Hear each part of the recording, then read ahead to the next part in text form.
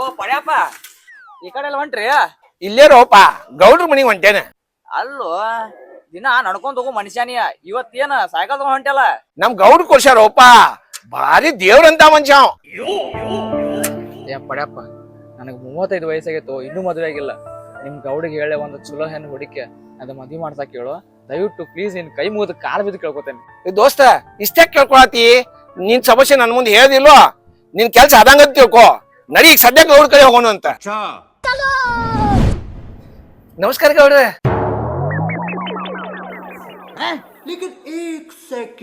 ಲೇ ಪಡ್ಯಪ್ಪ ಬಾಯ್ಲೆ.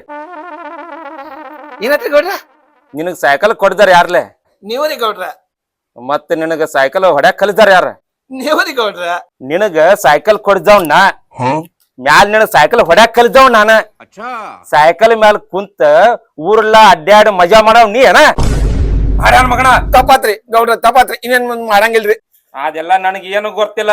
ಗಪ್ಪ ಮುಕ್ಳು ಮುಚ್ಕೊಂಡ್ ಶೆಡ್ನ ತಂದಿಡ ಸೈಕಲ್. ಆಯ್ತು ಗೌಡ್ರ, ನೀವ್ ಕೊಡ್ಸಿದ ಸೈಕಲ್ ಐತಿ, ಶೆಡ್ದಾಗ ತಂದ ಹಾಸ್ತೇನ್ರಿ. ಒಳ್ಳೇದ್ ಮಾಡ್ತದ. ಇವ ಯಾರ್ಲೆ? ಇವ್ ನಮ್ ದೋಸ್ತ್ರಿ. ಇವ್ ಒಂದ್ ಕನ್ಯಾ ಹುಡುಕ್ಬೇಕಾಗೈತ್ರಿ, ಅದಕ್ಕ ನಿಮ್ ಕಡೆ ಕರ್ಕೊಂಡ್ ಬಂದೇನ್ರಿ. ಲೇ ನಿಮ್ಮ ಅವನ್ ಬಿರಿಯ ಬಾಯ್ಲೆ. ಏನಾದ್ರಿ ಗೌಡ್ರ? ಲೇ ಮಂಗ್ಯಾನ ಮಗಣ, ನಿನ್ ಕನ್ಯಾ ತೋರ್ದಾರ ಯಾರ್ಲೆ? ನೀವರಿ ಗೌಡ್ರ. ಮತ್ತೆ ನಿನಗ್ ಮದಿ ಮಾಡ್ದಾರ ಯಾರ? ನೀವರಿ ಗೌಡ್ರ. ಲೇ ಮಾ ಬಡ್ಸಿಕೆ, ನಿನ್ಗ ಕನ್ಯಾ ತೋರ್ಸಕ ನಾ ಬೇಕ, ನೀನ್ ಮದಿ ಮಾಡಕ್ಕೂ ನಾನ ಬೇಕ.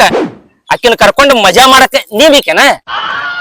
ಅಂದ್ರ ಭೂಸುಡಿಕೆ ಆಕಿನ ಕರ್ಕೊಂಡ್ ಬಂದ್ ನಾನು ಶೆಡ್ನ ಬಿಟ್ಟೋಗ. ಮಗನೇ